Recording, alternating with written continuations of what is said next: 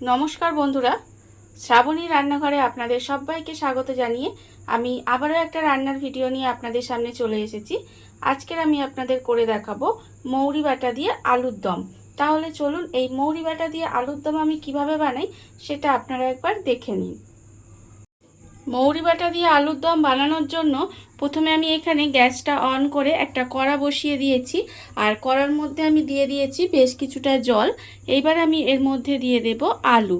এখানে আমি আলুগুলোকে একটু ডুমো ডুমো করে কেটে রেখেছি, সেই আলুটা আমি জলের মধ্যে দিয়ে দিলাম। এবার আমি এর মধ্যে দেব অল্প সামান্য একটু নুন দিয়ে আলুটাকে আমি প্রথমে ভালোভাবে একটু সেদ্ধ করে নেব।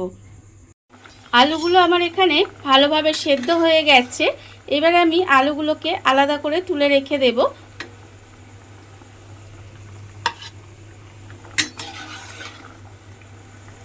সেদ্ধ আলুগুলো আমি এখানে আলাদা করে তুলে রেখেছি, আর অন্যদিকে আমি আবারও গ্যাসটা অন করে কড়া বসিয়ে দিয়েছি।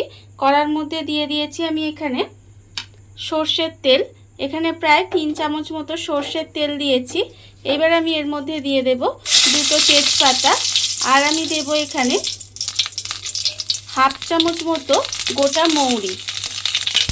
তেজপাতা আর মৌরিটা দিয়ে একটু ভাজা ভাজা মতো করে নেব। এইবার আমি এর মধ্যে দিয়ে দেব যে আলুটা আমি এখানে সেদ্ধ করে রেখেছিলাম, সেই আলুটা আমি এর মধ্যে দিয়ে দিলাম। দিয়ে এবার আলুটাকে একটু লাল করে ভেজে নেব। আলুটা আমার এখানে লাল করে একটু ভাজা হয়ে গেছে। এইবার আমি এর মধ্যে দিয়ে দেব 1 চামচ আদা বাটা, আর আমি দেব এর মধ্যে 2 চামচ মতো মৌরি বাটা। আদা আর মৌরি বাটাটা দিয়ে আমি আবারও একটু ভালোভাবে মিশিয়ে নেব।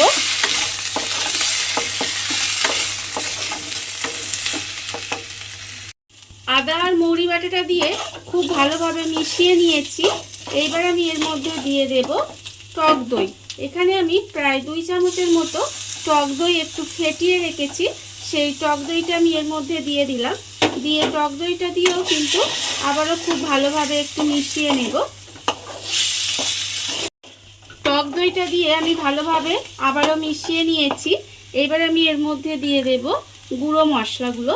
এখানে আছে আমার হাফ চামচ হলুদ গুঁড়ো, হাফ চামচ লঙ্কার গুঁড়ো, হাফ চামচ জিরের গুঁড়ো, হাফ চামচ ধনে গুঁড়ো, আর আছে 1/4 চামচ মতো কাশ্মীরি লঙ্কার গুঁড়ো।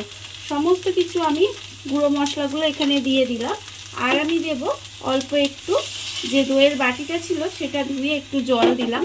কারণ জলটা দিলাম তার কারণ যাতে মশলাটা পুড়ে না যায়, সেই জন্য। এবারে সমস্ত কিছু দিয়ে খুব ভালোভাবে একটু কষিয়ে নেব। সমস্ত মশলা আমি এখানে খুব ভালোভাবে কষিয়ে নিয়েছি। এইবার আমি এর মধ্যে দিয়ে দেব আন্দাজ মতো অল্প একটু চিনি স্বাদের জন্য, আর দেব এখানে নুনটাও আমি আন্দাজ মতো দেব।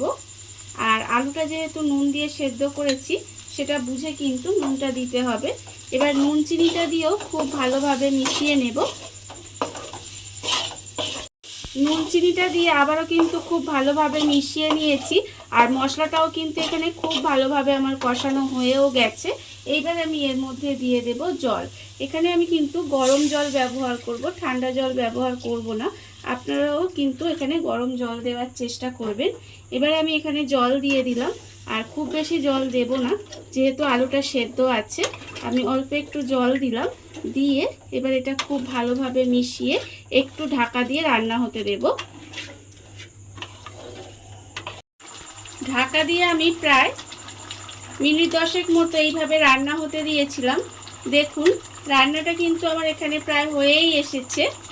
এবারে নামানোর আগে আমি এর মধ্যে দিয়ে দেব অল্প সামান্য একটু গরম মশলার গুঁড়ো। দিয়ে গরম মশলাটা খুব ভালোভাবে মিশিয়ে নেব। মিশিয়ে গ্যাসটা অফ করে দিলেই কিন্তু আমার রান্নাটা এখানে রেডি হয়ে যাবে। দেখুন বন্ধুরা, বাড়িতে থাকা কত অল্প উপকরণ দিয়ে কত অল্প সময় কত সুন্দর একটা মৌরি বাটা দিয়ে আলুর দম রেডি হয়ে গেছে, আপনারা দেখতেই পেলেন। আর আপনাদের যদি এই ভিডিওটা ভালো লেগে থাকে, আপনারা যদি ফেসবুক থেকে দেখে থাকেন পেজটি ফলো করে দেওয়ার অনুরোধ রইল, আর যদি ইউটিউব থেকে দেখে থাকেন চ্যানেলটি সাবস্ক্রাইব করে নেওয়ার অনুরোধ রইল। তাহলে চলুন ভিডিওটা আমি এখানেই শেষ করছি। আপনারা সবাই ভালো থাকবেন, সুস্থ থাকবেন। আবারও হাজির হব নতুন কোনো রান্না নিয়ে।